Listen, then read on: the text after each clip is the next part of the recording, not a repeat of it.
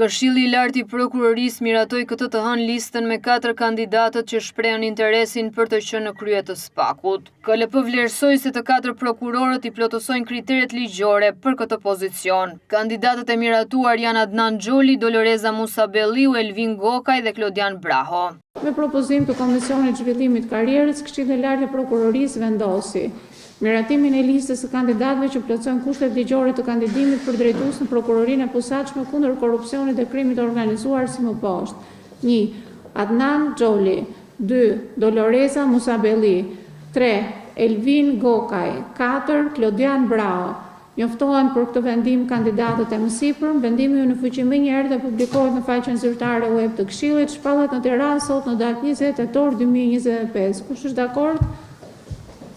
Atëre me 9 vota pro të antarëve pranishëm në sallë. Okej, me votën pro të zotit Morkuri online, në mungesë të zotit Hoda, miratohet. Të 4 kandidatët janë pjesë e strukturës aktuale të prokurorisë së posaçme dhe pritet të kalojnë në fazën e intervistimeve publike, një proces i hapur që do të përfshi vlerësimin e karrierës së tyre, integritetit, aftësive drejtuese dhe vizionit për të ardhmen e institucionit. Ky proces nis në prag të përfundimit të mandatit 3 vjeçar të kreut aktual të prokurorisë së posaçme Altin Dumani, i cili largohet në 18 dhjetor.